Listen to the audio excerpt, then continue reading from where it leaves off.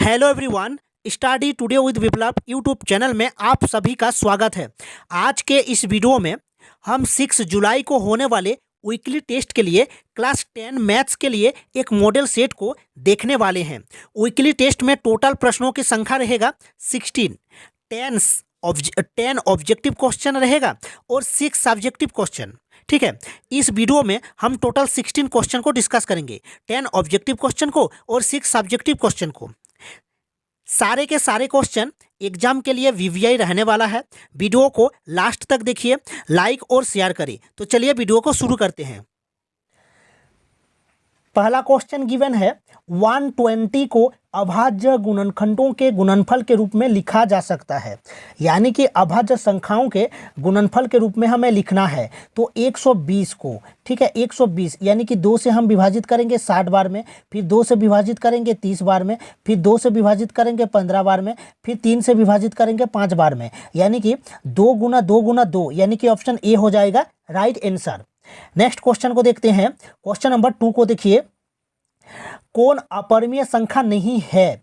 ठीक है, कौन अपरिमेय संख्या नहीं है? π/2 है अपरिमेय संख्या, √7 अपरिमेय संख्या है, √3 बटा में √5 अपरिमेय संख्या है, बट 5 √8 बटा में √2 है, ये एक परिमेय संख्या है। कैसे ना, देखिए 5 गुना हम इसको लिख सकते हैं 5 √8 को, 5 गुना देखिए √8 को हम लिख सकते हैं 2 √2 बटे √2, तो √2 से √2 कैंसिल हो जाएगा, यानी कि 10 होगा, यानी कि इसका राइट आंसर ऑप्शन डी होगा। ठीक है, चलिए नेक्स्ट क्वेश्चन को देखते हैं।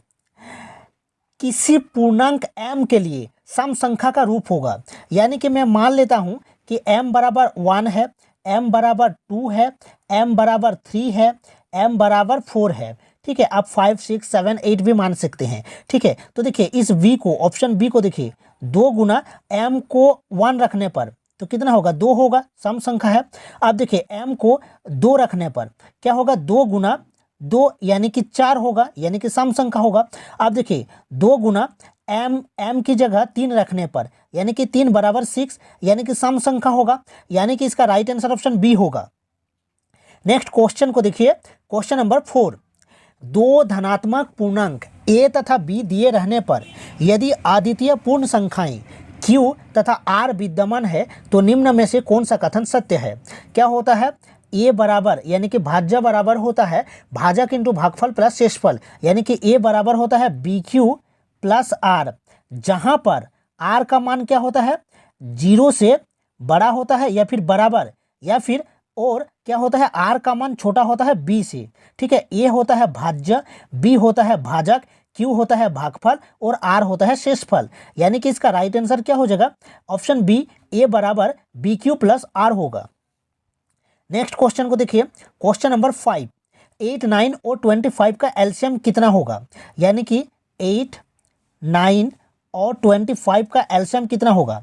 तो देखिए 2 से हम विभाजित करेंगे, 2 चौका 8, 9 फिर 25, ठीक है, फिर हम 2 से 2 दूनी 4, 9, 25 फिर 2 से विभाजित करेंगे, 2 एकम 2, 9, 25 फिर हम 3 से विभाजित करेंगे, 3 तिया 9, 25 फिर हम 5 से, यानी कि इसका राइट आंसर ऑप्शन बी होगा। ठीक है, ऑप्शन बी होगा। ठीक है, तो चलिए नेक्स्ट क्वेश्चन को देखते हैं। क्वेश्चन नंबर 6 को देखिए, 29 बटा में 243 का दशमलव प्रसार कैसा होगा? यानी कि हमें हार को चेक करना है। अगर हार में 2 की घात n गुना 5 की पावर m के फॉर्म में रहे तो क्या होगा, शांत होगा। ठीक है, शांत हो जाएगा, वरना अशांत आवृत्ति हो जाएगा। तो चलिए हम चेक करते हैं, 29 बटे में 243, यानी कि इसको हम लिख सकते हैं 29 बटे में 243 को, यानी कि हमें हर को चेक करना है। ठीक है, न्यूमरेटर और डेनोमिनेटर, यानी कि हमें डेनोमिनेटर को चेक करना है, यानी कि 243 को हम लिख सकते हैं 3 की पावर 5।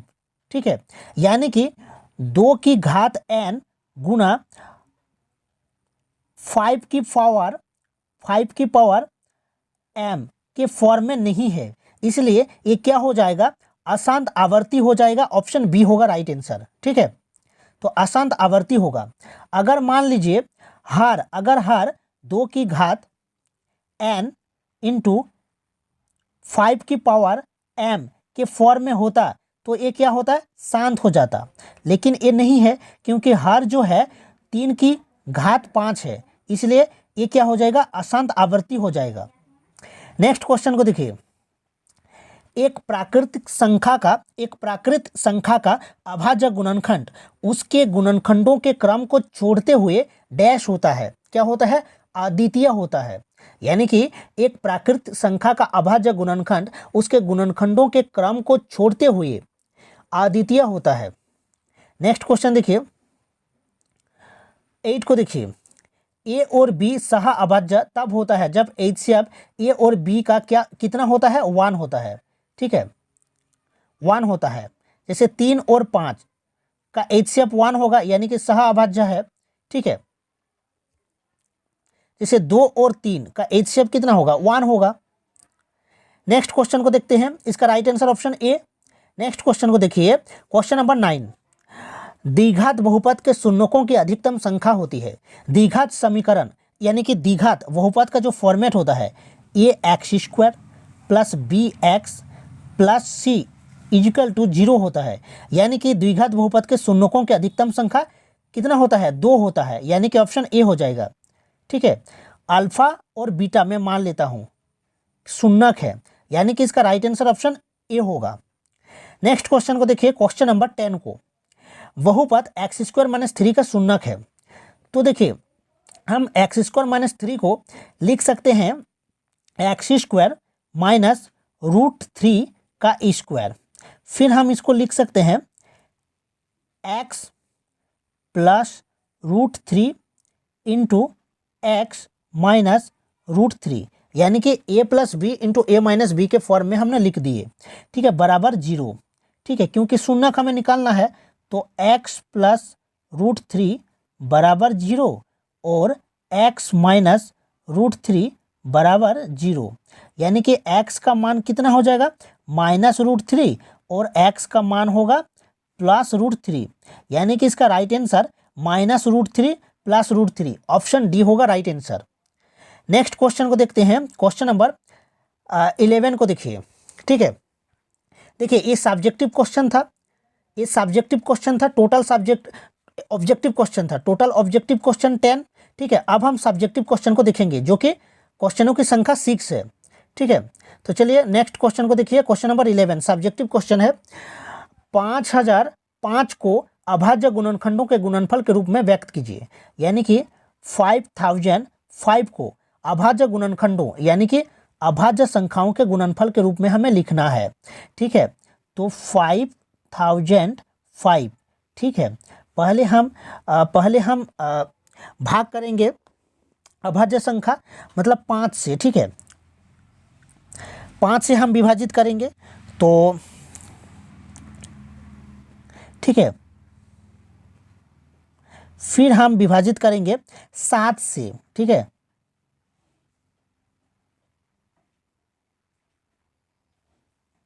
फिर हम विभाजित करेंगे 11 से,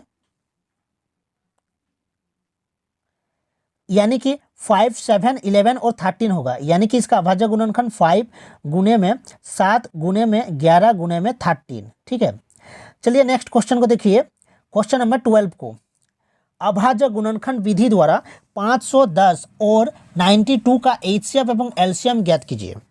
ठीक है, यानी कि 510 का अभाज्य गुणनखंड कितना होगा, 510 का 2 गुना 3 गुना 5 गुना 17 होगा, और 92 का अभाज्य गुणनखंड कितना होगा, 2 गुना 23। यानी कि HCF कितना होगा ना, HCF हो जाएगा 2। ठीक है, देखिए कॉमन है, दोनों में कॉमन कितना है, 2 है, इसलिए HCF 2 होगा। और LCM कितना होगा, LCM होगा देखिए 2 गुना 2, यानी कि अधिकतम पावर 2 गुना 2, 2 है, 2 का अधिकतम पावर 2 है, इसलिए 2 गुना 2 गुना 3 गुना 5 गुना 23 गुना 17। ठीक है, LCM हो जाएगा। ठीक है, तो चलिए नेक्स्ट क्वेश्चन को देखिए, किसी परेट में 616 सदस्यों वाली एक सेना की टुकड़ी को 32 सदस्यों वाले एक आर्मी बैंड के पीछे मार्च करना है। दोनों समूहों को समान संख्या वाले स्तंभों में मार्च करना है। उन स्तंभों की अधिकतम संख्या क्या है जिनमें से मार्च कर सकते हैं? देखिए 616 है और 32 है, यानी कि हमें HCF निकालना है। ठीक है, HCF कितना हो जाएगा? 8 हो जाएगा। ठीक है, 8 हो जाएगा HCF, तो इसका राइट आंसर 8 हो जाएगा।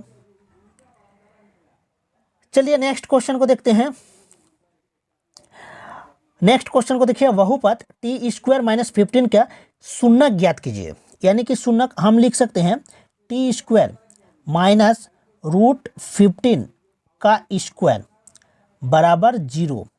अब हम लिख सकते हैं a + b × a - b के फॉर्म में, यानी कि t + √15 × t -√15 बराबर 0, यानी कि t का मान हो जाएगा -√15 और t का मान होगा +√15 हो जाएगा। ठीक है, तो -√15 और +√15 होगा इसका राइट आंसर। चलिए नेक्स्ट क्वेश्चन को देखिए, ये सेकंड लास्ट क्वेश्चन है। एक द्विघात बहुपद ज्ञात कीजिए जिसके शून्यकों का योग तथा गुणनफल दिया है। यानी कि द्विघात बहुपद का जो फॉर्मेट होता है वो होता है x² होता है माइनस शून्यकों का योग अल्फा + बीटा में दो शून्यक मान लेता हूँ, अल्फा एक है और एक बीटा है, तो x² माइनस शून्यकों का योग इंटू x प्लस शून्यकों का गुणनफल अल्फा बीटा, यानी कि अल्फा + बीटा का मान दिया गया है -3। ठीक है, यानी कि x² minus 3 into x plus alpha beta का मान दिया गया है 2। ठीक है, क्योंकि दिया गया है शून्यकों का योग -3 है तथा गुणनफल 2 दिया गया है, तो एक द्विघात बहुपद हो जाएगा x² + 3x + 2। ठीक है, तो चलिए लास्ट क्वेश्चन को देखते हैं। अंतिम क्वेश्चन को देखिए, क्वेश्चन नंबर 16 को। किसी बहुपद Px के लिए ग्राफ आकृति में दिया गया है, बहुपद के शून्यकों की संख्या क्या होगी? तो इस ग्राफ को ध्यान से देखिएगा। ठीक है, यहाँ पर शून्यकों की संख्या कितनी होगी? 3 होगी। ध्यान से देखिए, शून्यकों की संख्या 3 है क्योंकि ग्राफ x अक्ष पर, देखिए x अक्ष पर 3 बिंदुओं पर प्रतिच्छेद करता है, 1 बिंदु, 2 बिंदु और 3 बिंदु, तो इसका राइट आंसर 3 हो जाएगा। आई होप आपको वीडियो अच्छा लगा है तो वीडियो को लाइक और दोस्तों में शेयर करें। मिलते हैं नेक्स्ट वीडियो में। Thank you.